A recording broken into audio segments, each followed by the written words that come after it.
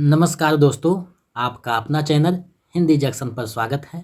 मैं परवेश कुमार सिन्हा आज आपके लिए फिर एक नई वीडियो लेकर उपस्थित हुआ हूं। तो आप लोग चैनल को सब्सक्राइब कर दें और दोस्तों में शेयर करना ना भूलें। दोस्तों, आज का जो टॉपिक है वो बीपीएससी शिक्षक जो भर्ती होने वाली है, दूसरी वैकेंसी जो आने वाली है, उसमें टीजीटी पीजीटी यानी 6 से लेकर 12वीं तक हिंदी के प्रश्नों में जो प्रश्न पूछा गया है उसके अनुसार राजभाषा हिंदी की संवैधानिक स्थिति को पढ़ेंगे। क्योंकि यहाँ से जो प्रश्न है 9 to 10 में भी और 11वीं से 12वीं यानी पीजीटी में भी और टीजीटी में भी और 6 to 8 ये तीनों में यहाँ से प्रश्न पूछा जाएगा। और लगभग तीनों का सिलेबस एक ही है। 6 to 8 का थोड़ा सा स्तर नीचे है और पीजीटी का स्तर थोड़ा सा ऊंचा है, लेकिन पढ़ना सभी को है। हम लोग जानना, कहीं से भी प्रश्न पूछ सकता है, तो छोटी छोटी बातों को भी जानना है। इसलिए हम लोग क्लास को सभी को एक साथ करेंगे और कुछ कुछ जो टॉपिक अलग से पढ़ना है वो अलग से हम पीजीटी के लिए अलग और टीजीटी के लिए अलग अंतिम के दिनों में, यानी फॉर्म जब फिलअप हो जाएगा तब हम उसको अलग से पढ़ा देंगे। आपको चिंता करने की कोई बात नहीं है। मेरे पास जब टीजीटी का प्रश्न आया तो मैंने उसका संश्लेषण किया, एनालिसिस किया, तो समझ में आया कि लगभग टॉपिक सभी का एक ही है, सिर्फ एक दो टॉपिक इधर उधर किया हुआ है, तो वो हम लोग बाद में देख लेंगे। लेकिन अभी जो है हम 6 से 12 तक यानी टीजीटी और पीजीटी दोनों को साथ साथ पढ़ेंगे, ताकि टीजीटी से लेकर पीजीटी तक की तैयारी आराम से हो सके। क्योंकि सभी का टॉपिक लगभग सेम है, तो हम लोगों को सभी चीज़ पढ़ना है, तो उसी को हम लोग देखेंगे। तो बिना देर किए हुए चलिए आज की टॉपिक की तरफ बढ़ते हैं। इसमें हम लोग आज राजभाषा की हिंदी की संवैधानिक स्थिति को जानेंगे। राजभाषा में कितने जो है भाषा है, किसे राष्ट्रभाषा का दर्जा प्राप्त है, किसे राजभाषा का प्राप्त है, ये सारी चीज़ों को हम लोग इस वीडियो में देखने वाले हैं। तो चलिए हम लोग टॉपिक की तरफ बढ़ते हैं। दोस्तों, आप लोग देख पा रहे हैं राजभाषा हिंदी की संवैधानिक स्थिति का ये टॉपिक है, तो उसी को हम लोग आज देखेंगे। तो सबसे पहला पॉइंट है 14 सितंबर 1949 ईस्वी को भारतीय संविधान में हिंदी को राजभाषा का दर्जा दिया गया। इसी उपलक्ष्य में 14 सितंबर को प्रत्येक वर्ष राष्ट्रीय हिंदी दिवस के रूप में मनाया जाता है।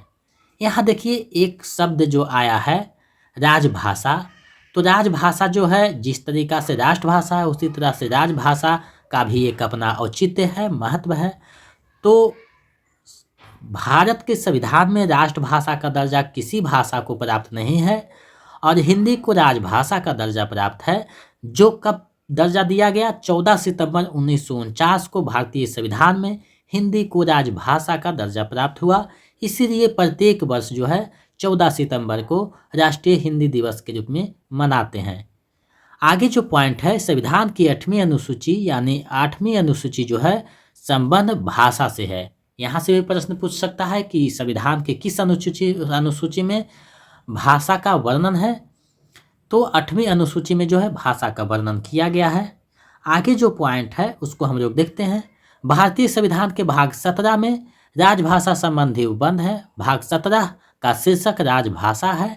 इस भाग में 4 अध्याय हैं जो अनुच्छेद 343 से 351 के अंतर्गत समाहित है।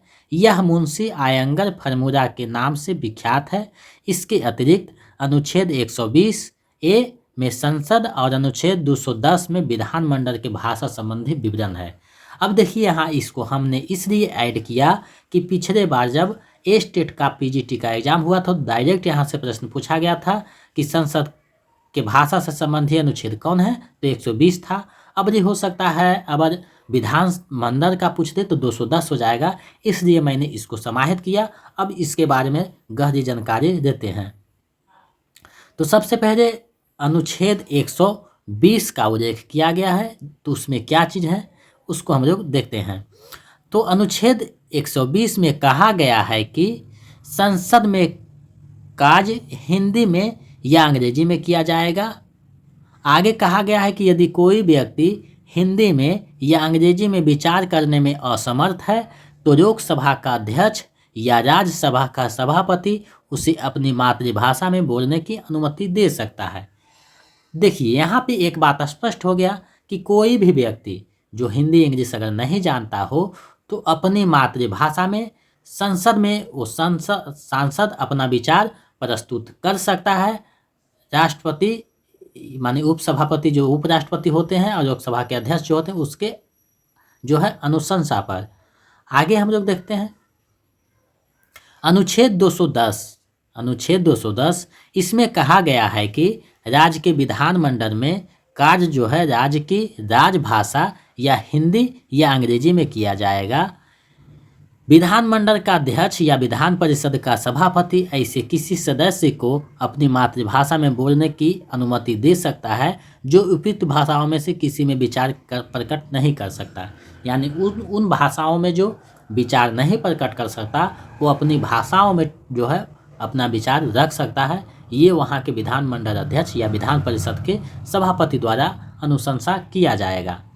अब हम लोग आगे बढ़ते हैं अनुच्छेद 343 जो राजभाषा से संबंधित अनुच्छेद है उसको देखते हैं। इसमें कहा गया है कि संघ की राजभाषा हिंदी और लिपि देवनागरी होगी। इसके अतिरिक्त संघ के शासकीय परियोजनाओं के लिए प्रयोग होने वाले भारतीय अंकों का अंतर्राष्ट्रीय रूप होगा। यहाँ से प्रश्न पूछ लिया जाता है कि किस अनुच्छेद में ये वर्णन है कि राजभाषा संघ की राजभाषा हिंदी और लिपि देवनागरी होगी। तो ये अनुच्छेद 343 का संबंध है। अब हम लोग आगे बढ़ते हैं अनुच्छेद 344 है। इसके अंतर्गत संविधान के आरंभ के 5 वर्ष के बाद राष्ट्रपति एक आयोग का गठन करेगा जो हिंदी के प्रयोग के विस्तार पर सुझाव देगा। इसी प्रकार संविधान के आरंभ के 10 वर्ष बाद भी गठन किया जाएगा। ये आयोग हिंदी भाषी वर्गों के हितों को ध्यान में रखते हुए अनुशंसा करेगा। आयोग के सिफारिशों पर संसद की एक विशेष समिति राष्ट्रपति को राय देगी। राष्ट्रपति पूरी रिपोर्ट या उसके कुछ अंशों को लागू करने के लिए निर्देश जारी कर सकेगा। यानी यहाँ आयोग का गठन का जो है सुझाव दिया गया है अनुच्छेद 344 में। तो यहाँ से हम लोग समझ पाएँ कि आयोग का गठन राष्ट्रपति द्वारा किया जाएगा जो राजभाषा के विकास के लिए हो, यानी भाषा के विकास के लिए हो। इसका अगर पीडीएफ पाना चाहते हैं तो आप लोग टेलीग्राम चैनल पे जुड़ जाइए, वहाँ पे इसका जो है पीडीएफ दे दिया जाएगा जिसका लिंक जो है वीडियो के डिस्क्रिप्शन में दिया हुआ है। ये जो राष्ट्रभाषा है ये सारे टॉपिक जो हम लोग पढ़ रहे हैं पिछले बार जो पढ़े हैं वो 6 से लेकर 12 तक काम आएगा। आप लोग अगर नहीं देखें तो वहाँ से देख लीजिए। यही सभी से जो है प्रश्न हिंदी साहित्य से जो है 6 to 8 में भी और 9 to 10 में भी और 11वीं to 12वीं यानी सभी में जो है हिंदी साहित्य और भाषा बोली से संबंधित प्रश्न पूछा गया है। तो आगे भी पूछा जाएगा। तो टीजीटी और पीजीटी सभी का हम लोग साथ साथ तैयारी करेंगे। आपको चिंता करने की कोई बात नहीं है। मैंने प्रश्न पत्र को देखा, उसके आधार पे इस निष्कर्ष पे मैंने पहुंचा हूं कि सभी का तैयारी एक साथ किया जाए और कुछ टॉपिक जो है उसका तैयारी अलग से हम लोग अंतिम के दिनों में कर देंगे। तो आप जो है जितने तैयारी कर रहे हैं टीजीटी पीजीटी का सभी के लिए ये वीडियो बहुत लाभप्रद होगी। अब हम लोग देखते हैं अनुच्छेद 345 में क्या कहा गया है। तो इसके अनुसार किसी राज्य का विधानमंडल विधि द्वारा उस राज्य में प्रयुक्त होने वाली या किन्हीं अन्य भाषाओं का या हिंदी को शासकीय परियोजनाओं के लिए स्वीकार कर सकेगा। यदि किसी राज्य का विधानमंडल ऐसा नहीं कर पाएगा तो अंग्रेजी भाषा का प्रयोग यथावत बना रहेगा। यानी कोई राज्य जो है अपने विधानमंडल में हिंदी या वहाँ प्रयुक्त होने वाली भाषा को शासकीय जो है परियोजना के लिए स्वीकार कर सकेगा और अगर ऐसा नहीं कर सकेगा तो उसका जो है स्थिति अंग्रेजी यथावत बना रहेगा। आगे हम लोग बढ़ते हैं, देखते हैं आगे अनुच्छेद 346। इसके अनुसार संघ द्वारा निर्धारित भाषा एक राज्य और दूसरे राज्य के बीच में तथा किसी राज्य और संघ की सरकार के बीच पत्र आदि की भाषा राजभाषा होगी। यानी जो राजभाषा है वो अब अगर दूसरे में पत्र आदि विभाग का तो उसमें राजभाषा हो गए। यदि दो राज्य परस्पर हिंदी भाषा को स्वीकार करना चाहते हैं तो उसका प्रयोग किया जा सकेगा। अगर हिंदी में करना चाहते हैं तो हिंदी में, वरना जो है अपना राज्य का जो है भाषा राजभाषा अपनी जिसका राजभाषा जैसा है उसके अनुसार अपना पत्र व्यवहार कर सकेगा। चलिए आगे हम लोग देखते हैं अनुच्छेद 347। इसमें वर्णित है कि यदि किसी राज्य की जनसंख्या का एक बड़ा भाग यह चाहता हो कि उसके द्वारा बोली जाने वाली भाषा को उस राज्य में मान्यता दी जाए तो राष्ट्रपति यह निर्देश दे सकेगा कि ऐसी भाषा को उस राज्य में सर्वत्र या उसके किसी भाग में ऐसे प्रयोजन के लिए वह भी निर्दिष्ट करे और शासकीय मान्यता दे। यानी कोई बड़ी जनसंख्या है, वो राज्य में अपना आंदोलन करके वहाँ जो है भाषा को राजभाषा के रूप में मान्यता प्रदान करना चाहता हो तो राष्ट्रपति उसके लिए निर्देश दे सकता है। आगे हम लोग बढ़ते हैं, नेक्स्ट अनुच्छेद को देखते हैं, अनुच्छेद 348। इसके अनुसार जब तक संसद विधि द्वारा उपबंध ना करे तब तक उच्चतम न्यायालय तथा प्रत्येक उच्च न्यायालय में सब तरह की कार्यवाही अंग्रेजी भाषा में होगी। ये बहुत महत्वपूर्ण प्रश्न है, ये नेट में भी प्रश्न पूछा गया था कि किस अनुच्छेद में ये वर्णित है कि उच्चतम न्यायालय या उच्च न्यायालय में कि सारी जो कार्यवाही अंग्रेजी भाषा में होगी। तो ये अनुच्छेद 348 का संबंध है। संसद के प्रत्येक सदन या राज्य के विधानमंडल के किसी सदन में विधेयकों, अधिनियमों, प्रस्तावों, आदेशों, नियमों, विनियमों आदि की भाषा अंग्रेजी होगी। यानी देख लीजिए अंग्रेजी का कैसा वर्चस्व यहाँ इस अनुच्छेद में दिखाया गया है। अंग्रेजियत अनुच्छेद भी इसे कहा जाता है। अब हम लोग आगे बढ़ते हैं, अनुच्छेद 349। इसके अनुसार राजभाषा से संबंधित संसद यदि कोई विधेयक या संशोधन पुनः स्थापित या प्रस्तावित करना चाहे तो राष्ट्रपति की पूर्व मंजूरी लेनी पड़ेगी और राष्ट्रपति आयोग की सिफारिश पर और उन सिफारिशों की गठित रिपोर्ट के आधार पर विचार करने के पश्चात ही अपनी मंजूरी देगा, अन्यथा नहीं। यानी राष्ट्रपति की मंजूरी भाषा से संबंधित कोई भी संसद करेगा तो उसमें राष्ट्रपति की मंजूरी देना आवश्यक है और वो अपने विचार पर मंजूरी दे भी सकता है और नहीं भी दे सकता है। ये वर्णन अनुच्छेद 349 में है। अब हम लोग आगे बढ़ते हैं, अनुच्छेद 350। इसके अनुसार प्रत्येक व्यक्ति किसी शिकायत को दूर करने के लिए संघ या राज्य के किसी अधिकारी या प्राधिकारी को यथास्थिति संघ में या राज्य में प्रयोग होने वाली भाषा में अभ्यावेदन देने का हकदार है। यानी कोई भी व्यक्ति अपनी जो है आवेदन अपनी राजभाषा या कोई भी जो है शासकीय भाषा जो राज्य में है उसमें दे सकेगा।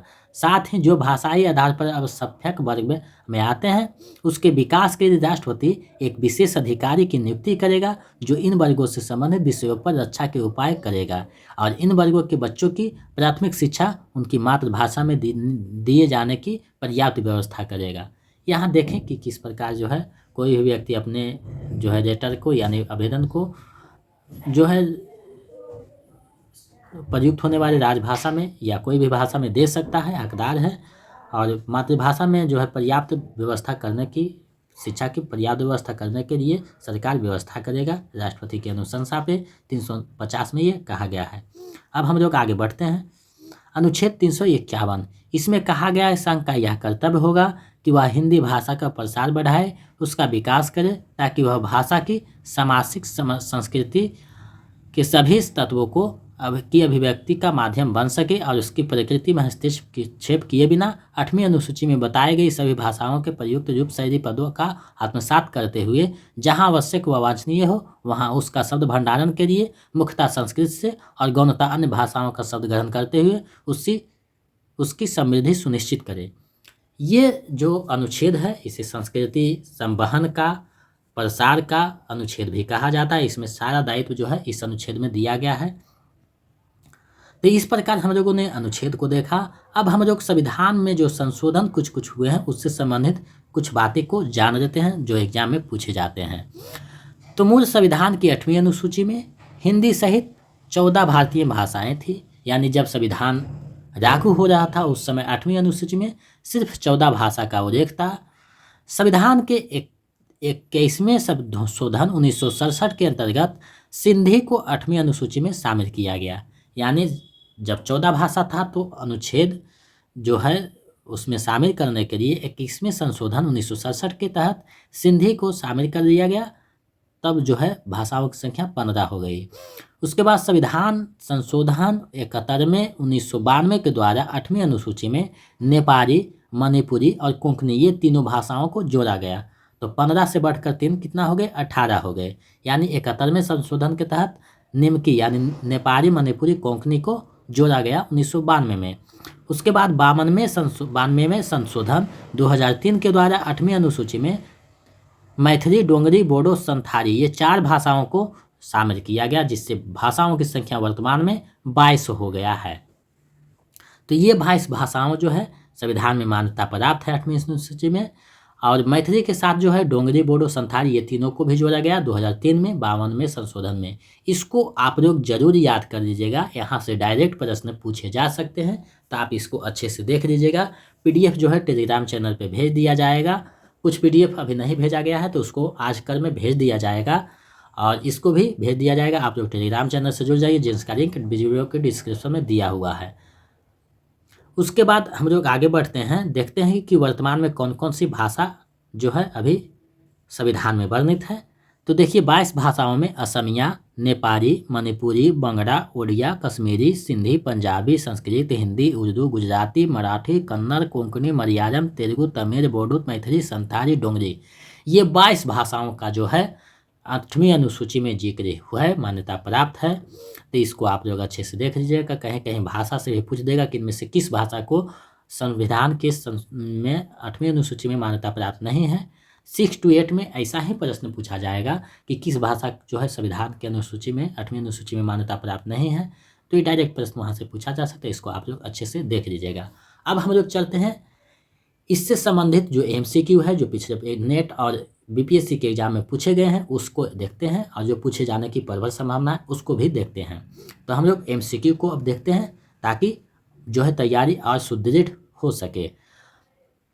तो आपके पास पहला प्रश्न है, हिंदी को राजभाषा के रूप में मान्यता कब दी गई है? हिंदी को राजभाषा के रूप में मान्यता कब मिली? आपके पास 5 विकल्प हैं, सही विकल्प का चयन करना है। हिंदी को राजभाषा के रूप में कब मान्यता मिली? आपको जवाब देना है। 5 विकल्प बीपीएससी के अनुसार आपके सामने हैं। तो इसका जवाब विकल्प ख हो जाएगा। 14 सितंबर 1949 को जो है हिंदी को राजभाषा के रूप में दर्जा दिया गया। चलिए अब हम लोग नेक्स्ट प्रश्न को देखते हैं। दूसरा प्रश्न है, भारतीय संविधान के किस अनुच्छेदों में राजभाषा संबंधी प्रावधानों का उल्लेख है?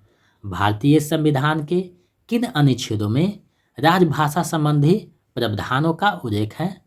आपको बताना है। 5 विकल्प आपके सामने है, सही विकल्प का चयन करना है। हम लोग जो है बीपीएससी के विकल्पों के अनुसार अभी देख रहे हैं, उसके बाद नोटिफिकेशन जैसा आएगा वैसे विकल्प को ढाल दिया जाएगा। फिलहाल हम लोग जो है प्रीवियस विकल्पों के अनुसार इसको देखते हैं। तो इसका जो सही आंसर है विकल्प ग हो जाएगा। 343 से 351 तक जो है राजभाषा संबंधी प्रावधान का उल्लेख है अनुच्छेद में। चलिए अब नेक्स्ट प्रश्न को देखते हैं। तीसरा प्रश्न है, संविधान के किस अनुच्छेद में देवनागरी लिपि में लिखित हिंदी को संघ की राजभाषा घोषित किया गया है? संविधान के किस अनुच्छेद में देवनागरी लिपि में लिखित हिंदी को संघ की राजभाषा घोषित किया गया है? आपके पास 5 विकल्प है, सही विकल्प का चयन करें। ये जो टॉपिक पढ़ा रहे हैं ये 6 से लेकर 12 तक के यानी टीजीटी पीजीटी दोनों को लिए है। दोनों का लगभग सिलेबस सेम है 90%, तो उसको हम लोग साथ साथ देखेंगे। बाकी जो 10% सिलेबस अलग अलग है उसको हम लोग अलग से वीडियो वाइज देख लेंगे, तो आपको चिंता करने की कोई बात नहीं है। तो इसका जो सही आंसर है आपको जवाब देना है कि कौन सा सही होगा। तो इसका सही आंसर विकल्प का हो जाएगा। इसमें घोषित किया गया है कि देवनागरी लिपि में जो लिखित हिंदी होगी वो जो है राजभाषा घोषित किया गया है उसे। चलिए अब हम लोग अगले प्रश्न को देखते हैं। चौथा प्रश्न है, हिंदी पर सामाजिक संस्कृति के वहन का दायित्व संविधान के किस अनुच्छेद में निर्धारित है? हिंदी पर सामाजिक संस्कृति के वहन का दायित्व संविधान के किस अनुच्छेद में निर्धारित है? ये जो है टीजीटी 9 to 10 में ये प्रश्न पिछले बार बीपीएससी में पूछा गया था। तो इसका आप लोग सही से जवाब दीजिएगा। विकल्प आपके सामने है, सही विकल्प आपको देना है जवाब। तो इसका जो सही आंसर है विकल्प ग हो जाएगा। अनुच्छेद 351 में सामाजिक संस्कृति का जहाँ भी बात आए तो अनुच्छेद 351 हो जाएगा। चलिए अब हम लोग आगे बढ़ते हैं। 5वां प्रश्न है, बिहार के मैथिली भाषा को संविधान के 8वीं अनुसूची में कब शामिल किया गया? बिहार के मैथिली भाषा को संविधान की 8वीं अनुसूची में कब शामिल किया गया? आपको बताने हैं। विकल्प आपके सामने है, सही विकल्प का चयन करना है। तो इसका जो सही आंसर है विकल्प ख हो जाएगा। 2003 में जो है 92 में संविधान संशोधन के तहत इसको जोड़ा गया था 8वीं अनुसूची में। चलिए नेक्स्ट प्रश्न को देखते हैं। छठा प्रश्न है, मैथिली भाषा के साथ और किस किस भाषा को वर्ष 2003 में संविधान की 8वीं अनुसूची में शामिल किया गया? मैथिली भाषा के साथ और किस किस भाषा को वर्ष 2003 में संविधान की 8वीं अनुसूची में शामिल किया गया? विकल्प आपके सामने है, सही विकल्प का चयन करना है। इसका आप लोग सही जवाब दीजिएगा, हमें पता है। इसका सही जवाब विकल्प घ हो जाएगा, एक से अधिक, जो कि डोंगरी को भी, बोडो को भी, संथाली, ये तीनों को भी मैथिली भाषा के साथ संविधान में जोड़ा गया था। चलिए अब हम लोग नेक्स्ट प्रश्न को देखते हैं।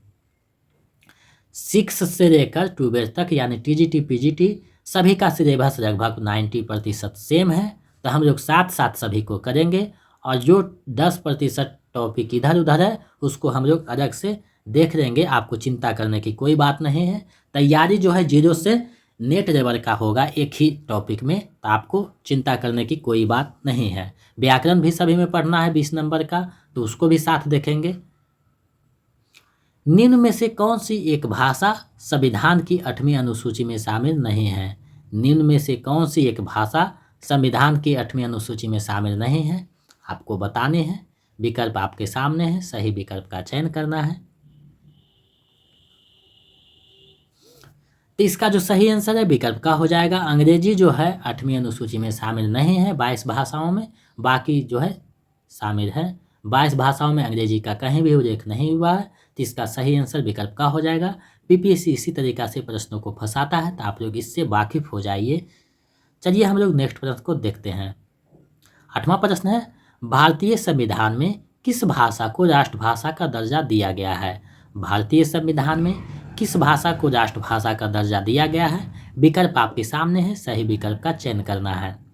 भारतीय संविधान में किस भाषा को राष्ट्रभाषा का दर्जा दिया गया है, आपको बतानी है। विकल्प आपके सामने है। इसका जो सही आंसर हो जाएगा उपयुक्त में से कोई नहीं, क्योंकि वर्तमान संविधान में, भारतीय संविधान में किसी भी भाषा को राष्ट्रभाषा का दर्जा प्राप्त नहीं है, तो इसका संबंध हो जाएगा इनमें से कोई नहीं। चलिए आगे हम लोग बढ़ते हैं। 9वां प्रश्न है, हिंदी भाषा के विकास के लिए विशेष निर्देश भारत के संविधान के किस अनुच्छेद में है? हिंदी भाषा के विकास के लिए विशेष निर्देश भारत के संविधान के किस अनुच्छेद में वर्णन किया गया है, आपको बताना है। विकल्प आपके सामने है, सही विकल्प का चयन करना है। तो इसका जो सही आंसर है विकल्प का हो जाएगा। अनुच्छेद 351 में ये वर्णन है, भाषा के विकास के लिए जो है नई भाषा का जो है निर्माण किया जाएगा, प्रसार किया जाएगा। चलिए हम अब जो है वीडियो का अंतिम और 10वां प्रश्न देखते हैं। 10वां प्रश्न है, वर्तमान में भारतीय संविधान के 8वीं अनुसूची में कितने भाषाओं का उल्लेख है? वर्तमान में भारतीय संविधान के 8वीं अनुसूची में कितने भाषाओं का उल्लेख है? विकल्प आपके सामने है, सही विकल्प का चयन करना है। इसका आप लोग सही से जवाब दीजिएगा, हमें पता है क्योंकि आप लोग बहुत बार इसको पढ़ पाए हैं। तो इसका जवाब हो जाएगा उपयुक्त में से कोई नहीं, क्योंकि 22 भाषाओं का जिक्र है, विकल्प में कहीं भी 22 भाषा का उल्लेख नहीं है, तो इसका भी आंसर हो जाएगा उपयुक्त में से कोई नहीं। तो इस प्रकार हम लोगों ने आज राजभाषा हिंदी की संवैधानिक स्थिति को देखा, समझा और पढ़ा। हमें लगता है ये वीडियो टीजीटी पीजीटी का जो तैयारी कर रहे हैं सभी के लिए बहुत महत्वपूर्ण है। तो आप लोग को चिंता करने की कोई बात नहीं है। जो टीजीटी की भी तैयारी कर रहे हैं, जो पीजीटी दोनों का तैयारी कर रहे हैं, उसके लिए काफ़ी हेल्पफुल ये वीडियो है। तो आप लोग एक साथ तैयारी कीजिए और एक साथ हम लोग इसका तैयारी करेंगे। बाकी जो कुछ टॉपिक है अलग से हम सभी का बना देंगे, तो आपको चिंता करने की कोई बात नहीं है। आप लोग सिर्फ वीडियो देखते रहिए, मेहनत करते रहिए। 1-2 दिन में हम बुक जो है आपको बता देंगे कि कौन सा बुक का सहारा लेना है। और आप लोग अगर हमारे कॉन्टेक्ट नंबर पे संपर्क करना चाहते हैं तो नंबर है 72 61 81 53 07। उस पर व्हाट्सएप करके जो है आप संपर्क कर सकते हैं